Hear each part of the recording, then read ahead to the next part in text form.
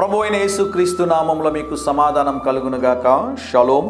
అనేక మంది జీవితాల్లో వారు తీసుకునేటటువంటి నిర్ణయాలు, వారు వెళుతున్నటువంటి మార్గము కరెక్ట్గా లేకపోతే వారు వెళుతున్నటువంటి మార్గంలో సమస్యలు ఎదురవుతాయి, ఇబ్బందులు కలుగుతాయి, అనేకమైనటువంటి అవమానాల పాలై ఓటమి చెందవలసిన సందర్భం ఏర్పడుతుంది.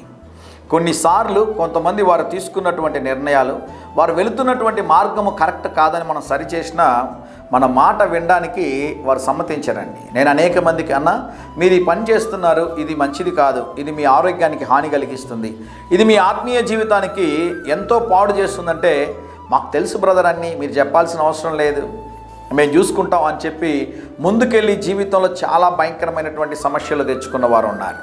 ఎందుకు ఈ మాట జ్ఞాపకం చేస్తున్నానంటే, దేవుడు ఒక్కడే మనల్ని చక్కని మార్గంలో నడిపించగలడు. ఎవరిని దేవుడు నడిపిస్తాడు? ఎవరైతే ప్రభువా నన్ను చక్కని మార్గంలో నడిపించు అని అడుగుతారో వారిని దేవుడు చక్కని మార్గంలో నడిపిస్తాడు. వాక్యంలో ఒక మాట ఉంటుంది, వారు ఎరుగని త్రోవలో దేవుడు వారిని నడిపించును. మరొక అద్భుతమైన మాట చెప్తాను, గుడ్డి వారిని సైతమో ఆయన చక్కని మార్గములో నడిపించిన మాట ఉంటుంది. ఈ ఉదయకాల సమయం కొరకు 16వ కీర్తన 11వ వచనము, జీవ మార్గమును నీవు నాకు తెలియజేసేదవు. దేవుడు మనల్ని ఏ మార్గంలో నడిపించాలని ఆశపడుతున్నాడు? జీవ మార్గములో మనల్ని నడిపించేటటువంటి దేవుడు. అందుకనే వాక్యం అంటది, నేనే మార్గం.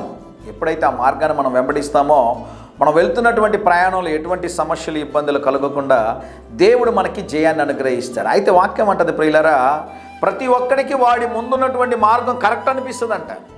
నేను వెళుతున్న మార్గం కరెక్ట్ అనిపిస్తుందంట. నేను జ్ఞాపకం చేశాను చాలాసార్లు, కొంతమంది సీరియస్గా గూగుల్ మ్యాప్ను ఫాలో అయ్యి సముద్రంలోకి వెళ్ళిపోయిన వాళ్ళు ఉన్నారు, కొంతమంది డివైడర్ల మీద కార్లు ఎక్కించేసిన వాళ్ళు ఉన్నారు.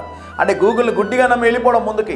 కొంతమంది కూడా స్నేహితులు వారు వీరు ఇచ్చే సలహాలు తీసుకుని జీవితంలో ముందుకు పోయి గోతిలో పడిపోతూ ఉన్నారు ఈరోజు. అటువంటి స్థితిలో మీరు ఉండక, మీరు తీసుకునే మార్గాన్ని దేవుని సన్నిధిలో దేవుని యొక్క పాదాల దగ్గర ఉంచండి.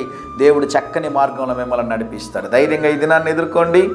దేవుని సన్నిధి మీకు తోడుగా వచ్చి చక్కని మార్గంలో మిమ్మల్ని నడిపించునుగాక. ప్రియ పరలోకపు తండ్రి, ఈ దినం మా ప్రియులు నడిచే మార్గం అంతటిలో వెలుగును ప్రకాశింపజేయమని, మీరేవన్నీ నడిపించమని, ఈ దినం తలపెట్టే కార్యములో జయమును అనుగ్రహించమని యేసు నామములో ప్రార్థిస్తున్నాము తండ్రి. ఆమేన్, ఆమేన్.